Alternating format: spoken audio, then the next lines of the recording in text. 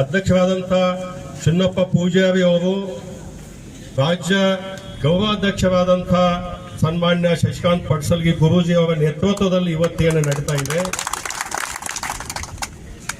ನಾನು ಇಲ್ಲಿ ಬಹಳ ಸ್ಪಷ್ಟಪಡಿಸ್ತೇನೆ. ಗುರೂಜಿ ಅವರು ತಮ್ಮದೊಂದು ಕ್ಲಿಪ್ ನೋಡಿದ್ದೀನಿ ನಾನು. ಎಲ್ಲರಿಗೂ ನೀವು ಆಹ್ವಾನ ಮಾಡಿದ್ದೀರಿ, ಹಾಲಿ ಮಾಜಿ ಯಾರೇ ಇರಲಿ. ಆದ್ರೆ ಒಂದು ಕಂಡೀಷನ್ ಏನಪ್ಪಾ ಅಂದ್ರೆ, ಕೇವಲ ಫ್ಯಾಕ್ಟ್ರಿ ಕಬ್ಬಿನ ಬಗ್ಗೆ ಮಾತಾಡಬೇಕು. ನಾನು ಭಾವಿಸ್ತೀನಿ, ನಾನು ಸುಮಾರು 30-35 ವರ್ಷಗಳಿಂದ ಹೋರಾಟಗಳನ್ನು ನೋಡಿದ್ದೀನಿ. ಎಲ್ಲೆಲ್ಲಿ ರಾಜಕಾರಣ ಆಗಿದೆಯೋ ಅದು ದಿಶಾಬೋಲ ಆಗಿದೆ, ದಿಕ್ಕು ತಪ್ಪಿದೆ. ತಾವು ಹೇಳಿಕೆ ನಾನು ಅದನ್ನ ಕ್ಲಿಪ್ ನೋಡಿದಾಗ ನನಗನಿಸ್ತು, ಬಹಳ ಪ್ರಬುದ್ಧತೆಯಿಂದ ತಾವೊಂದು ಅದನ್ನ ಹೇಳಿಕೆಯನ್ನು ಕೊಟ್ಟಿದ್ದೀರಿ ಅಂತ ಹೇಳಿ. ಬಾಂಧವರೇ, ಒಂದು ಕಾಲದಲ್ಲಿ ನಂಜುಂಡಸ್ವಾಮಿ ಅವರ ರೈತ ಹೋರಾಟವನ್ನು ನಾವು ಇವತ್ತಿಗೂ ಅದು ಇತಿಹಾಸದಲ್ಲಿದೆ. ನಮ್ಮ ಬೆಳಗಾವಿ ಜಿಲ್ಲೆಯಲ್ಲಿ ಬಾಬಾಗೌಡ ಪಾಟೀಲ್ ಅವರ ನೇತೃತ್ವದಲ್ಲಿ ನಡೆಯುವಂತ ರೈತ ಹೋರಾಟವೂ ಕೂಡ ಇತಿಹಾಸ ಇದೆ. ಕಾಲಾನಂತರ ಎಲ್ಲೋ ನಮ್ಮೊಳಗೆ ಒಕ್ಕಟ್ಟಿಲ್ಲದ ಕಾರಣ ಸುಮಾರು 5-7 ವರ್ಷದಿಂದ 29,000-3,000 ತಗೋತ ಬಂದಿದ್ದೇವೆ. ಅವತ್ತೇನಾದ ರೈತ ಒಕ್ಕಟ್ಟಾಗಿತ್ತು, ಅದನ್ನು ಇವತ್ತು ನಾವು ಚಿನ್ನಪ್ಪ ಪೂಜಾರಿ ಅವರು, ಸನ್ಮಾನ್ಯ ಶಶಿಕಾಂತ್ ಗುರೂಜಿ ಅವರ ನೇತೃತ್ವದಲ್ಲಿ ಅದು ಒಕ್ಕಟ್ಟಾಗಿದೆ ಅಂತ ಹೇಳಿ ನಾನು ಈ ಸಂದರ್ಭದಲ್ಲಿ ಭಾವಿಸ್ತೇನೆ. ಇದರ ಪ್ರತಿಫಲ ನಿನ್ನೆ ಸನ್ಮಾನ್ಯ DC ಅವರು ಬಂದಿದ್ದು, ಜಿಲ್ಲಾಧಿಕಾರಿಗಳು ಅವರ ಮಾತನ್ನ ಕೇಳಿದೆವು ನಾವು. ನನ್ನ ವೈಯಕ್ತಿಕವಾಗಿ ಅವರು ಕೂಡ ರೈತರ ಬಗ್ಗೆ ಹೋರಾಟಕ್ಕೆ ಕಾಳಜಿಯನ್ನು ವಹಿಸಿ ಪ್ರಾಮಾಣಿಕವಾಗಿ ಪ್ರಯತ್ನವನ್ನು ಮಾಡ್ತಾ ಇದ್ದಾರೆ ಅಂತ ಹೇಳಿ ಅವರ ಮಾತಿನಲ್ಲಿ ಗೊತ್ತಾಗ್ತಾ ಇದೆ.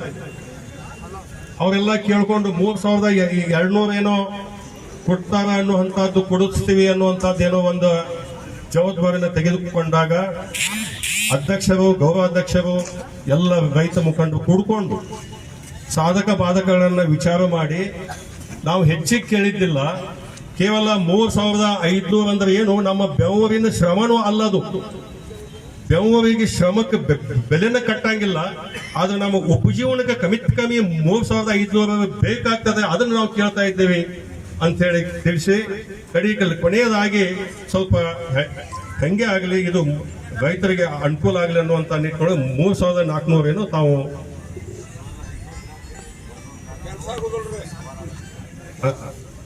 ಆ ಟೈಪ್ ಅದು ಕೇಳಿದ್ದಾರೆ. ನಾನು ಈ ವೇದಿಕೆ ಮುಖಾಂತರ ಜಿಲ್ಲಾಧಿಕಾರಿ ಅವರಿಗೆ ಆಗ್ರಹ ಮಾಡ್ತೀನಿ, ಮನವಿಯನ್ನ ಮಾಡ್ತೀನಿ. 3,500 ಏನ ಯೋಗ್ಯ ಬೆಂಬಲ ಬೆಲೆಯನ್ನ ಏನು ಕೇಳ್ತಾ ಇದ್ದಾರೆ, ಬೆಲೆಯನ್ನ ಕೊಡಬೇಕಂತ ಏನು ಕೇಳ್ತಾ ಇದ್ದಾರೆ. ಸುಮಾರು ಇಲ್ಲಿ ಭಾಗದಲ್ಲಿ ಕೂಡಿದಂತ ಲಕ್ಷಾನುಲಕ್ಷ ರೈತರ ಭಾವನೆಯನ್ನ ನೋಡಿದರೆ ಎಲ್ಲರೂ ಬಹಳ ತಾಳ್ಮೆಯಿಂದ ಅದಾರ. ದಯವಿಟ್ಟು ತಾವು ಆ ತಾಳ್ಮೆಯನ್ನ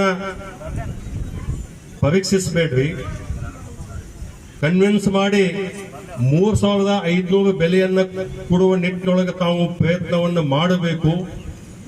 ರೈತರ ತಾಳ್ಮೆಯನ್ನ ಕಳ್ಕೊಂಡು ಉಗ್ರ ಸ್ವರೂಪ ಪಡೆದುಕೊಳ್ಳುವುದಕ್ಕಿಂತ ಮೊದಲೇ ಇದನ್ನು ನಾವು ಮುಗಿಸಬೇಕು ಅನ್ನುವಂತ ಮಾತನ್ನು ಈ ಸಂದರ್ಭದಲ್ಲಿ ನಾನು ಭಾವಿಸ್ತೇನೆ. ನಾನು ಇಲ್ಲಿ ಒಬ್ಬ ಮಾಜಿ ಶಾಸಕನಾಗಿ ಬಂದಿಲ್ಲ, ಒಬ್ಬ ರೈತನ ಮಗನಾಗಿ ಸ್ವತಃ ನಾನು ಕಬ್ಬು ಬೆಳ್ಕೋತಿದ್ದಾವಿದ್ದೀನಿ. ಎಲ್ಲರೂ ಕೂಡ ಇಲೆಕ್ಷನ್ ನಿಲ್ಲಿಸಿದ ಮ್ಯಾಗ ನಾವು ಹೊಲಕ್ಕೆ ಹೋಗಿಲ್ಲ ಅಷ್ಟ.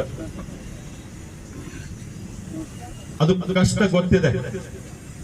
ನಾವು ವೈಯಕ್ತಿಕವಾಗಿ, ರಾಜಕೀಯವಾಗಿ ಯಾರದೇ ಹೆಸರನ್ನು ನಾವು ತೆಗೆದುಕೊಳ್ಳದೆ ಜಿಲ್ಲಾಧಿಕಾರಿಗಳಿಗೆ ಮತ್ತೊಮ್ಮೆ ಮನವಿ, ಕಳಕಳಿಯಿಂದ ಮನವಿ, ರೈತರ ತಾಳ್ಮೆಯನ್ನ ಪರೀಕ್ಷಿಸಬೇಡ್ರಿ. ಇದು ಹಿಂಗ ಬಿಟ್ಟಪ್ಪ ಅಂದ್ರೆ ಉಗ್ರ ಸ್ವರೂಪ ತಾಳುವಂತ ಒಂದು ಸಂದರ್ಭ ಬರಬಹುದು ಅನ್ನುವಂತ ಒಂದು ಭಾವನೆ ನಾನು ಈ ಜನ ಸಮೂಹವನ್ನು ನೋಡಿದರೆ ನನಗೆ ಅನ್ನಿಸ್ತಾ ಇದೆ. ನಾವು ಲೀಡ್ ತಗೊಂಡು 3,500 ಬೆಲೆಯನ್ನ